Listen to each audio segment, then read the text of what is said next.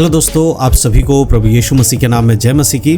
दोस्तों, आजकल कलीसिया के ऊपर बहुत ज़्यादा सताव बढ़ता ही जा रहा है। अगर हम बात करें मसीही लोगों को सताने के बारे में, तो आज के समय में हमारे देश में यूपी, बिहार, मध्य प्रदेश, छत्तीसगढ़, उड़ीसा ऐसी जगहों पर जो कलीसियाएं हैं, चर्चेस हैं, उनमें बहुत ज़्यादा सताव बढ़ गया है। बहुत ज़्यादा हमले हो रहे हैं, चर्चों को तोड़ा जा रहा है, पास्टर्स को मारा जा रहा है, विश्वासियों को मारा जा रहा है। चर्च के अंदर ज़बरदस्ती लोग घुस रहे हैं, लाठी डंडों को लेकर जाकर वहाँ पर जाकर सब कुछ तोड़ फोड़ रहे हैं। बिहार में तो ये भी देखने को मिला है कि कुछ लोग वहाँ पर आराधना कर रहे थे, जहाँ पर 20-25 लोग थे, फिर एक झुंड आती है, बहुत भीड़ आते हैं, वो आकर क्या करते हैं, उस चर्च में ज़बरदस्ती घुसते हैं और उनके सारे इंस्ट्रूमेंट्स को तोड़ देते हैं। जो उनका ड्रम सेट था उसको तोड़ देते हैं, जो कुछ भी वहाँ मिला सब कुछ तोड़ दिया, बाइबल को फाड़ दिया, फेंक दिया, जला दिया। इस तरह की घटनाएं बढ़ती जा रही हैं और ये बातें यहीं तक ख़त्म नहीं हो रही है। उसके बाद कलीसिया के ऊपर इल्ज़ाम लगाया जाता है। कलीसिया को चलाने वाले जो पास्टर्स हैं, प्रभु के सेवक लोग हैं, उन पर झूठा इल्ज़ाम लगा दिया जाता है कि ये धर्मांतरण कर रहे हैं, लोगों का धर्म बदल रहे, धर्म परिवर्तन कर रहे हैं। इस तरह की बातों को बोलकर उन्हें जेल में डाला जा रहा है और इस तरह से कलीसियाएं टूट रही हैं। खास करके जो हाउस चर्चेस थे, जो घर में कलीसियाएं चलती थी, या छोटी छोटी कलीसियाएं जहां पर लोग किराए पे रूम लेकर या हॉल लेकर कलीसिया चलाते थे, उन कलीसियाओं के ऊपर ज़्यादा दिक्कतें आ रही हैं। और आज के समय में ये सारी घटनाएं अगर आप देखेंगे यूट्यूब, फेसबुक पर तो आपको पता चलेगा कि रोज़ कुछ ना कुछ वीडियोज़ आ रहे हैं जहाँ पर कुछ लोग आते हैं और ज़बरदस्ती उसमें घर में या चर्च में घुसते हैं, वहाँ पर अनाप शनाप बोलते हैं, वहाँ धमकाते हैं, डराते हैं और उसके बाद मारपीट, तोड़फोड़, ये सब कुछ कर रहे हैं। ऐसे में विश्वासी लोगों के लिए सबसे इंपॉर्टेंट क्या है, वो आज मैं आपको बताना चाहता हूँ। देखिए, ये सताव जो हो रहा है, सबसे पहली चीज़ तो आपको ये समझना होगा, ये सताव कोई अचानक से नहीं आया है, ये सदियों से होता आया है। जब से यीशु मसीह ने कलवरी क्रूस पर अपना बलिदान दिया, उसके बाद से हम देखते हैं मसीहों के ऊपर, कलीसिया के ऊपर सताव होता आया है। यीशु मसीह के जितने भी चेले थे, उन सबके जीवन में भी सताव आया है। यीशु मसीह के चेलों के जाने के बाद जिन लोगों ने सुसमाचार सुना और फैलाया, उनके जीवन में भी सताव आया है। पहली शताब्दी, दूसरी शताब्दी में हम देखते हैं किस तरह से लोगों को मारा जाता था, काटा जाता, जिंदा जला दिया जाता था। ये सब कुछ पहले से ही होता हुआ आ रहा है, आज कुछ नया नहीं हो रहा है। बाइबल में ऑलरेडी इन सब के बारे में लिखा गया है, लेकिन जिस तरह से आज हो रहा है, इन सब को देखकर विश्वासी लोग घबरा रहे हैं। कई सारे लोग डर जाते हैं और वो प्रभु से दूर हो जाते हैं। उन्हें लगता है अगर हम यीशु मसीह पे विश्वास करेंगे, हम चर्च जाते रहेंगे, तो शायद हमारे साथ भी इस तरह का व्यवहार किया जाएगा, हमें भी मारा पीटा जाएगा, हमारे साथ भी बुरा व्यवहार किया जाएगा। ऐसे में जब कलीसियाएं टूटती हैं, तो जो वहाँ पर लोग थे, जब पास्टर को पकड़ के जेल में डाल दिया जाता है या कलीसिया को बंद कर दिया जाता है, तो जो कुछ विश्वासी होते हैं, उनमें से कुछ लोग ऐसे होते हैं जो मजबूती के साथ खड़े रहते हैं कि चाहे एक पास्टर को जेल में डाल दो, चाहे हमें जेल में डाल दो, कुछ भी होगा, हम प्रभु यीशु मसीह को नहीं त्यागेंगे। लेकिन कुछ ऐसे भी हमारे मसीह भाई बहन लोग होते हैं जो विश्वास में कमज़ोर होते हैं, जिनको बाइबल के वचनों का उतना नॉलेज या ज्ञान नहीं होता है, या उनको इन बातों का पता नहीं होता है कि सताव क्या है। ऐसे में कुछ लोग पीछे हट जाते हैं और जब उनके जीवन में कुछ ऐसा बुरा होता है, तो वो कहते हैं कि क्या फ़ायदा यीशु मसीह के पास जाने से, इससे तो हमारे नुकसान ही हो रहा है,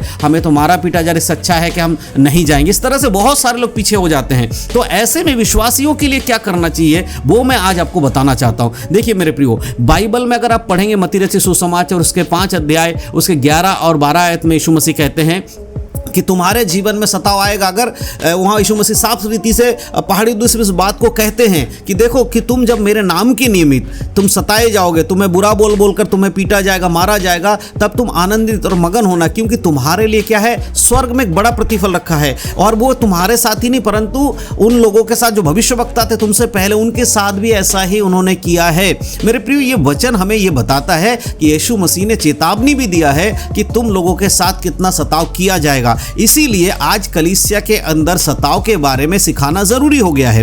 देखिए, खास करके उन कलीसियाओं को मैं ये कहना चाहता हूँ जो गांव देहात में या छोटे छोटे घरों में चलाते हैं, हाउस चर्चेस होते हैं, या किसी ऐसी जगह पे जहाँ पर सताव हो रहा है, चाहे वो यूपी, बिहार, मध्य प्रदेश, छत्तीसगढ़, उड़ीसा या कहीं और भी देश की किसी भी और भी जगह इस तरह की घटनाएं हो रही हैं। अगर आप में से कोई भी व्यक्ति जो इस वीडियो को देख रहा है या सुन रहा है, जो ऐसी जगह पे है जहाँ सताव होता है, तो आपको क्या करना चाहिए। देखिए, सबसे पहले अगर आप एक विश्वास विश्वासी हैं तो आपको प्रार्थना करना चाहिए ताकि परमेश्वर आपको सामर्थ्य दे। और उन लोगों के लिए प्रार्थना करना चाहिए जो सताव झेल रहे हैं, जिनके जीवन में, जिनके घर में या जिनकी कलीसिया में सताव ऑलरेडी हो चुका है, उन लोगों के लिए प्रार्थना करना चाहिए कि परमेश्वर उनको और सामर्थ्य प्रदान करे, प्रभु और ताकत दे, बल दे, ताकि परमेश्वर के साथ वो बने रहें। जो पास्टर्स जेल में हैं उनके लिए, उनके परिवार के लिए कलीसियाओं को प्रार्थना करना चाहिए। अगर आज आपके चर्च में लोग आ रहे हैं, आपके चर्च में अभी तक कुछ भी गलत नहीं हुआ है, तो आप अपने कलीसिया के अंदर इस बात को प्रचार कीजिए, लोगों को बताइए कि प्रार्थना में समय बिताइए, उन लोगों के लिए प्रार्थना कीजिए जो इस सताव में होकर चल रहे हैं। देखिए बाइबल हमें बताती है जब पतरस को जेल में डाला गया था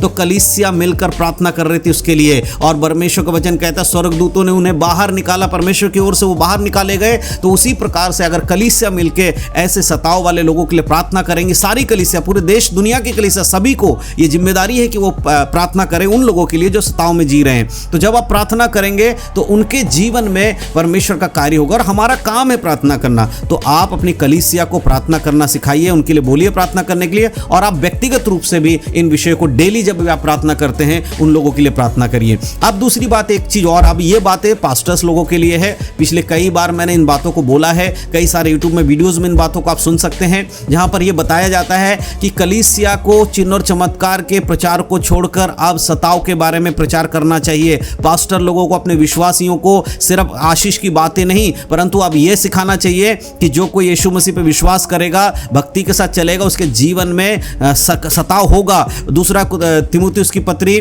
उसका 3 अध्याय के 12 आयत में लिखा है, जो कोई भक्ति के साथ मसीह यीशु में जीवन बिताना चाहते वे सब सताए जाएंगे। इस बात का प्रचार किया जाना चाहिए, इस बात को लोगों को सिखाया जाना चाहिए, ताकि लोगों को पता हो कि जिस रास्ते पर वो चल रहे हैं वो कोई चौड़ा रास्ता नहीं है, वो सकरा मार्ग है। और उस सकरे मार्ग में सताव, बीमारी और मुसीबतें, दुख, परेशानी सब कुछ आएगा।